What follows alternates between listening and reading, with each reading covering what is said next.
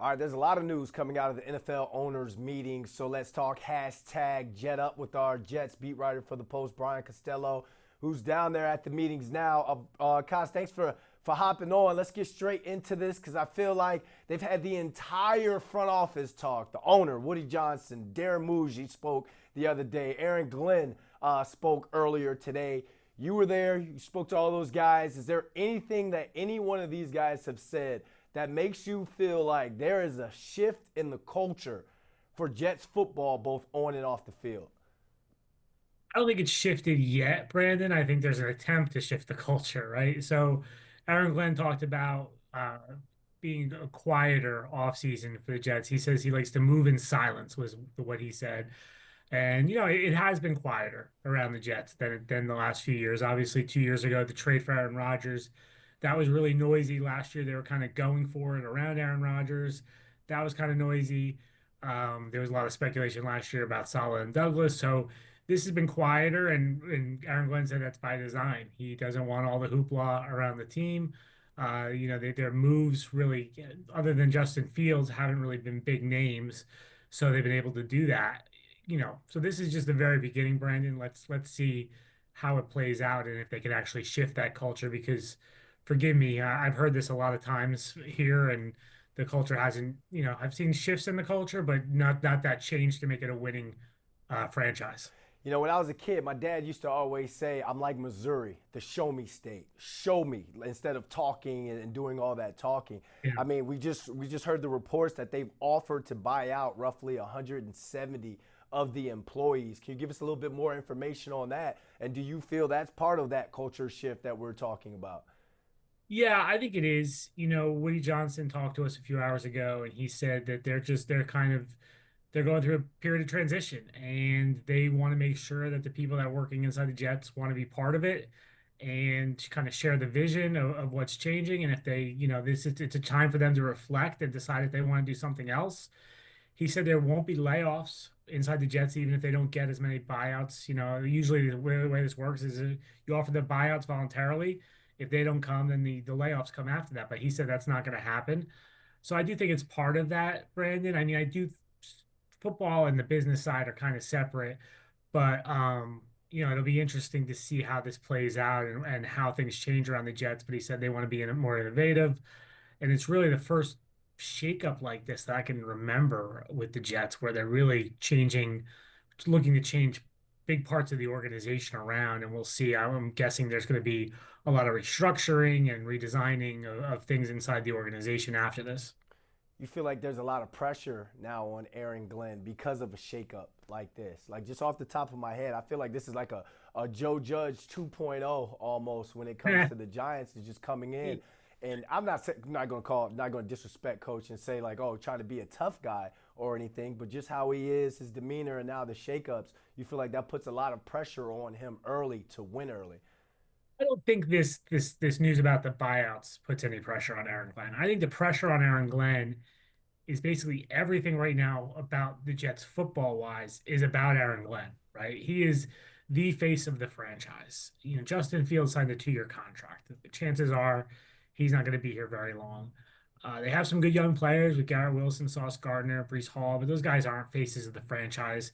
This is all on Aaron Glenn and the way they approached free agency with signing a lot of players who had showed potential or coming off a bad year. That's banking on Aaron Glenn and his staff that they can coach these guys up. And that's where the pressure comes to me, Brandon. The pressure is really on Aaron Glenn.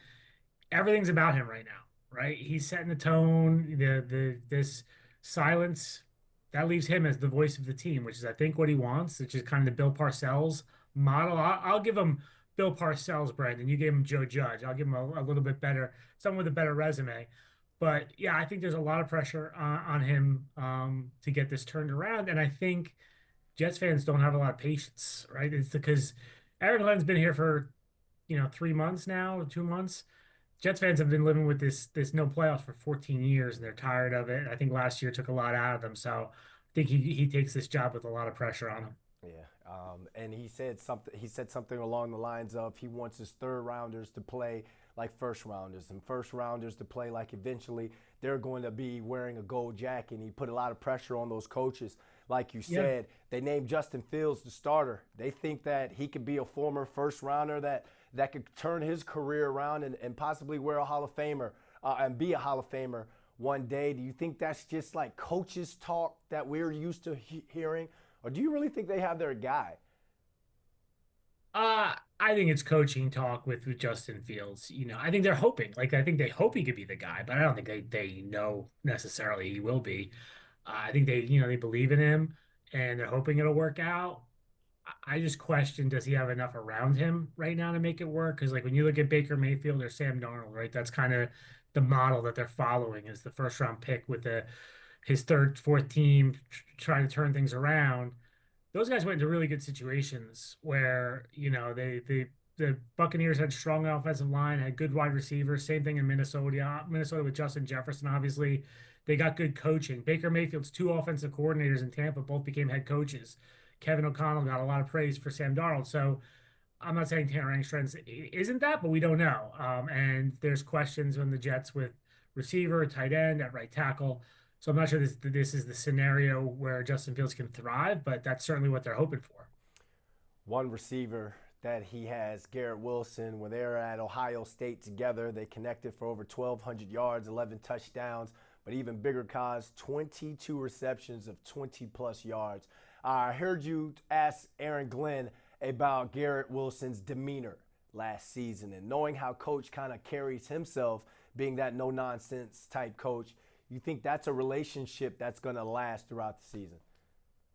Yeah, I think he's gonna like Garrett Wilson because Garrett Wilson's a good player. You know how wide receivers are, Brandon. They can be a little temperamental, so he'll work through that. I'm sure Aaron Glenn has dealt with plenty of that. He played with Keyshawn back in the day, and I'm sure he's had plenty of wide receivers that can not be happy when they're not getting the ball. But he's gonna love Garrett Wilson. Garrett Wilson is a great player, and so I think he'll be excited to have him. And I'm curious to see how Garrett is with all the changes that happen inside the organization with a new coach and obviously a new quarterback that he knows and see where his mind is at whenever we get to talk to him. When they announced Aaron Glenn as the head coach, Wayne Corbett was there. Wayne was talking about how he'd love to be a part of the staff some way. So I would love to see Aaron Glenn bring back a Wayne Corbett and maybe even a Keyshawn Johnson to like volunteer guest coach to work with the young Garrett Wilson for the future. But who do you think gets an extension first, cause Sauce Gardner or Garrett Wilson? I think Sauce is easier, Brandon, in my opinion. I think you look at Sauce and you look at the top cornerback contract and you say, okay, we're going to add X amount of dollars to that contract, and that's what Sauce's contract is going to be. I think Sauce is in the conversation as the number one corner in the NFL. You can debate who it is, but he's in the conversation. Usually, with the way that works with contracts is if you're the latest one, you get the most money. Garrett is a little tougher to slot in, like right. Like I don't think Garrett is a top five wide receiver in the NFL right now. I don't think he compares to Justin Jefferson or Jamar Chase, who got recently got contracts. So he's a little bit tougher, and I don't know what Garrett and his representation would feel about that. Like and not just me saying it, if the Jets are saying it. So I think that one can be a little bit harder to work out, Brandon. I do think the Jets should get both done. They need to get both done. There's no rush. I would think by the season, by week one is when you want to get this stuff done. But I would try to get both of those guys locked up. And Aaron Glenn said today, like he doesn't want to lose good football players, and those two are good football players. I don't think there's much debate about that. Lastly, since we're talking contracts, this regime didn't do it, but they signed Alan Lazard to a 4-year, $44 million deal back in 2023. There was the news where they were going to allow him to seek a trade to see if there was Yeah. someone was going to jump on that. Is there any update on the whole Lazard situation? You think? Yeah, Darren Moody said yesterday that they're trying to work on a contract restructure for Lazard, which means a pay cut. In his case, this isn't wouldn't be like a real restructure or this is a simple restructure. Should say this is going to be a pay cut. The question to me is what would Lazard play for the Jets for? Like, is he gonna if they're going to cut his salary, you're supposed to make $11 million. If they're going to say we want you to play for $2 million, I think Al Lazar would say, okay, cut me. I'll go play for that for a team I think can win the Super Bowl. The Jets say, hey, we'll cut it to $7 or $6 million. He's probably not going to get that from another team, and maybe he stays. But it's been a while now, Brandon, right? Like I would Yep. think this would have been worked out already if he was amenable to the taking a pay cut. All parties may be waiting to see what Aaron Rodgers does. If Aaron Rodgers decides to play in Pittsburgh, maybe the Jets can work out a trade with Pittsburgh and flip him for a 7 or Okay. something like that Okay. and get something out of this. So I think, I think there's a small chance Alan Lazard is on the roster, but to me, I'd still bet on him not being here. Pay cuts and buyouts. Never a dull day. Appreciate you, Cos. All right, thanks, Brandon.